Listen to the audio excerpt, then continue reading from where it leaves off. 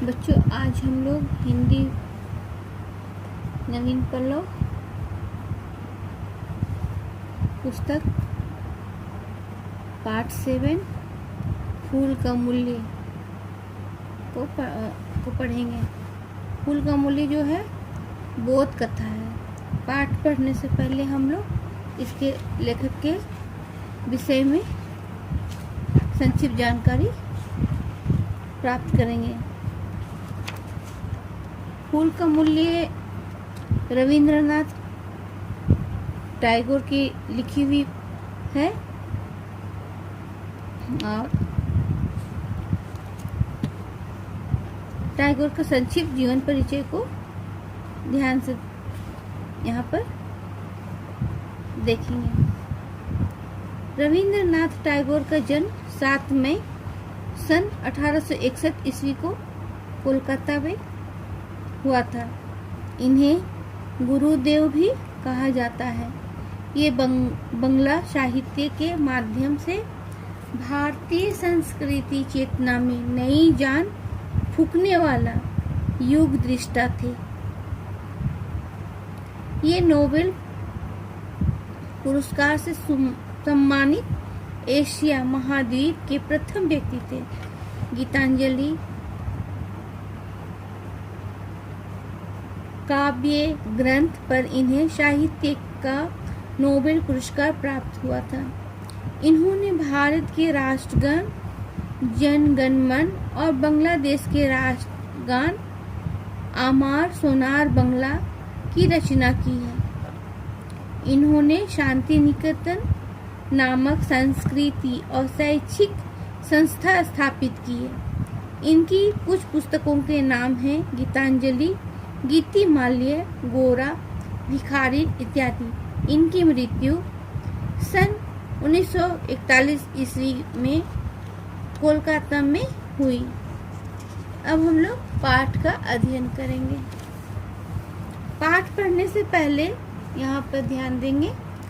फूल का मूल्य धन नहीं अपितु अर्पित करने वाला का भाव होता है, जो उसे अमूल्य बना देता है। यहाँ पर फूल के विषय में बतलाया गया है कि फूल का मूल्य जो है धन नहीं अपितु अर्पित करने वाले का भाव, मतलब जो भी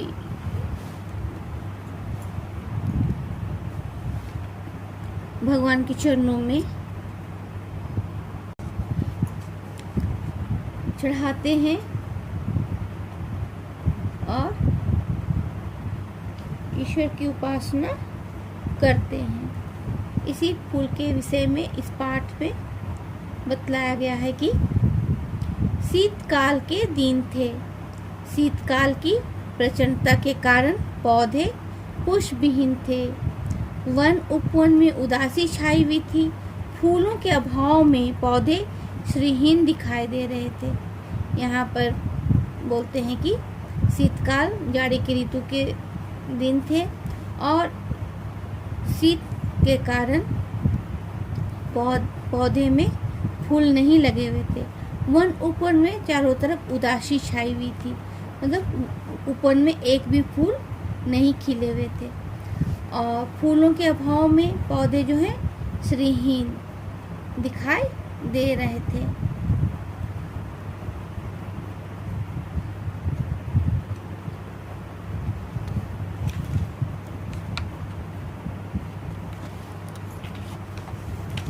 यहाँ पर श्रीहीन मतलब शोभा से रहित। यहाँ पर आगे बतलाते हैं कि ऐसे उदास वातावरण में एक सरोवर के मध्य सहस्र दल कमल का फूल खिला देखकर उसका माली प्रसन्न हो उठा। उस माली का नाम सुदास था।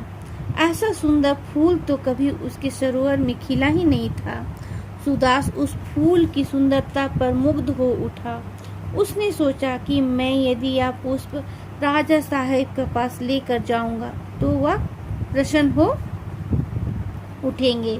राजा साहेब पुष्पों की सुंदरता के दीवाने थे। इस शीतकाल में जब पुष्पों का अभाव है अब इतना सुंदर पुष्प देखकर उसे इनका मनचाहा मूल्य मिलने की उम्मीद थी।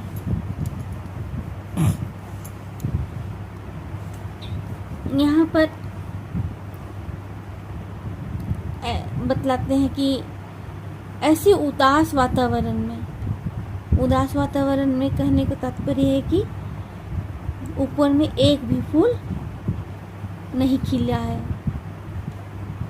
और एक सरोवर मतलब तालाब में मध्य सहस्र दल का कमल का फूल खिला देखकर उस सरोवर का मालिक जो है बहुत ही प्रसन्न हो जाता है। और मालिक का नाम सूरदास है। वह सुंदर फूल को देखकर माली जो है उनकी सुंदरता पे मन मुग्ध हो जाता है और मन ही मन सोचता है कि यह पुष्प को मैं राजा साहब के पास लेकर जाऊंगा और राजा साहब जो है बहुत ही प्रसन्न होंगे। और फूल को देखकर राजा साहब तो ऐसे भी फूलों की दीवाने हैं ही, और इस शीतकाल अवस्था में जो फूलों की अभाव है, ऐसी विपत्त समय में जब वो फूलों की सुंदरता को देखेंगे और सुंदर फूल को देखेंगे तो राजा साहब जो है खुश होंगे और खुशी से उसे मतलब सूरदास को मनचाहा इनाम या फूल का मूल्य को देंगे। यही वो सूरदास जो है अपने मन में सोचता है। उसी समय एक शीत लहर आई। सूरदास को लगा कि यह पवन भी कमल के खिलने पर अपनी प्रसन्नता प्रकट कर रही है। माली को ये सब शुभ लक्षण लगे। वह सहस्र दल कमल के फूल को देखकर मन ही मन फूला नहीं समा रहा था। वह फूल लेकर राजमहल की ओर चल पड़ा। वह मनचाहे पुरस्कार की कामना में डूबा था। राजमहल पहुंचकर उसने राजा को समाचार भिजवाया। वह विचार मग्न था कि अभी उसे राजा बुलाएंगे। राजा इस सुंदर पुष्प को देखकर अत्यंत प्रसन्न हो उठेंगे। अच्छे मूल्य की अभिलाषा में वह यत्न पूर्वक पुष्प को पकड़े हुए उसे प्रेम पूर्वक निहार रहा था। यहाँ हम लोग देखते हैं कि उसी समय एक शीतलहर मतलब पवन को झोंका आया और सूरदास को ऐसा लगा कि पवन जो है, हवा जो है, फूल कमल के खिलने की अपनी प्रसन्नता, कमल के फूल खिले हैं इसलिए वो अपनी खुशी जाहिर कर रही है। और माली जो है सूरदास जो है इसको यह लक्षण तो शुभ नजर आया और वो सहस्रदल जो है कमल के फूल को देखकर मन ही मन बहुत ही खुश हो रहा है। अब फूला न समा रहा है और यहाँ पर वह फूल लेकर राजमहल की ओर चल पड़ा और मन ही मन सोच रहा है कि उसे राजमहल में पहुंच करके मतलब राजा को फूल देगा और वो बहुत ही खुश हो जाएंगे और उसे मनचाहा इनाम मिलेगा। और यही सोच विचार करते हुए सूरदास जो है महल पहुंचता है और वहाँ राजा को समाचार भिजवाता है। वह विचार मग्न था कि अभी राजा उसे बुलाएंगे और उसके सुंदर पुष्प को देखकर अत्यंत प्रसन्न हो उठेंगे और उसके अच्छे दाम मिलेंगे। और यही सब सोच करके ये सूरदास जो है फूल को पकड़ करके उसे प्रेम पूर्वक निहार रहा मतलब देख रहा है। राजमहल के बाहर खड़ा हुआ राजा द्वारा बुलाए जाने की प्रतीक्षा कर रहा था। तभी राजपथ पर जाता एक सभ्य पुरुष कमल के फूल की सुंदरता पर मुग्ध होकर सूरदास के पास आकर पूछने लगा, फूल बेचोगे? और अभी सूरदास जो है अपनी ही विचारों में खोया हुआ है और उसी बीच वो राजमहल के बाहर में खड़ा है और मन में विभिन्न प्रकार की कल्पनाएं को सोच रहा है।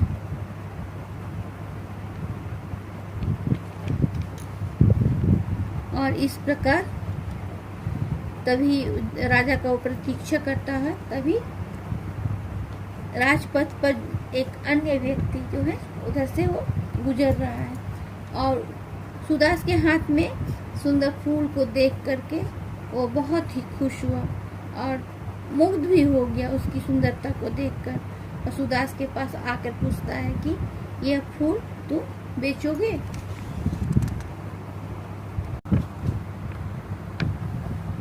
मैं तो यह फूल राजा की चरणों में अर्पित करना चाहता हूँ। सुदास यह उत्तर देकर चुप हो गया।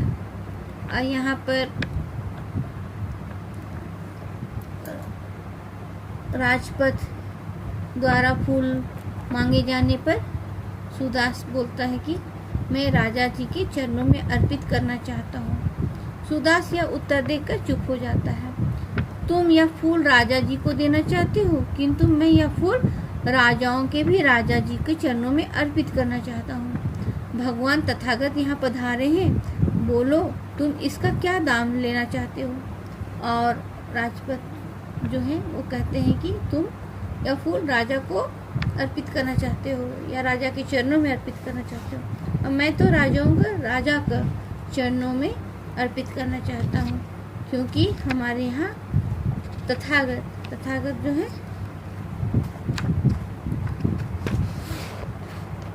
ईश्वर भगवान बुद्ध के बारे में बतलाता है और कहते हैं कि मैं तथागत हमारे यहाँ पधारे हैं, मैं उनके चरणों में यह फूल अर्पित करना चाहता हूँ। ये फूल की तुम क्या दाम लोगे?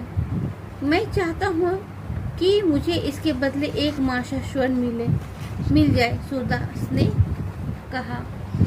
और सुदास बोलता है कि इस फूल के बदले मुझे एक माशा स्वर्ण ही मिल जाए। उस पुरुष ने तत्काल यह मूल्य स्वीकार कर लिया। तभी सहनाइयाँ बज उठी, मंगलवाद्य बज उठे, सुंदर थाल सजाए हुए सुंदर युवतियों का झुंड उधर ही चला रहा था। राजा प्रसेनजीत पैदल ही भगवान बुद्ध के दर्शन के लिए जा रहे थे। नगर के बाहरी भाग में वे विराजमान थे। सुदास के पास कमल का फूल देख वे प्रसन्न हो उठे। इस प्रचंड शीत में फूल कहीं ढूंढने से भी नहीं मिल रहे थे। ऐसे में इतने सुंदर पुष्प देखकर उसका मोहित होना स्वाभाविक ही था। उनकी पूजा की थाली में पुष्प की ही कमी थी। राजा ने सुदास से कहा, इस फूल का क्या मूल्य लोगे? सुदास बोला, महाराज फूल तो यह सज्जन ले चुके हैं। कितने में? एक माशा स्वर्ण में। यहाँ पर हम लोग देखते हैं कि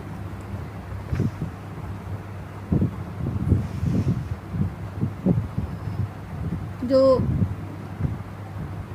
राजपथ है वो एक माशा स्वर्ण में सुदास से फूल खरीद लेता है। तभी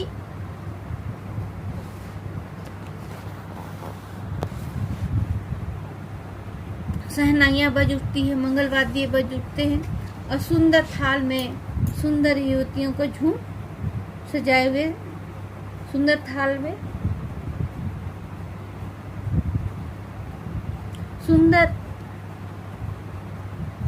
में सुंदर युवतियों का झुंड जो सजाए हुए युवती जो है झुंड उधर चला रहा। राजा प्रसेनजीत पैदल ही भगवान बुद्ध के दर्शन के लिए जा रहे हैं। नगर के बाहरी भाग में वे विराजमान थे।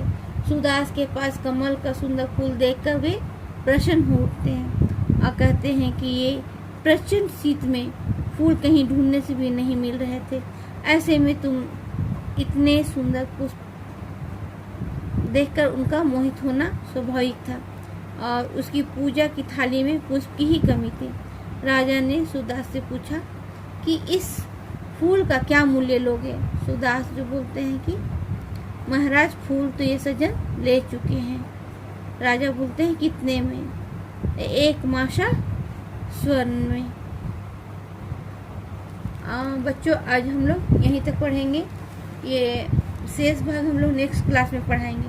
तब तक आप लोगों का होमवर्क है पृष्ठ संख्या 49 पृष्ठ संख्या 49 में देखिए ये जीवन परिचय है, उसको लिखिएगा और कठिन शब्दों के अर्थ को लिख करके याद करेंगे। बाकी हम लोग यहाँ से नेक्स्ट वीडियो में पढ़ेंगे।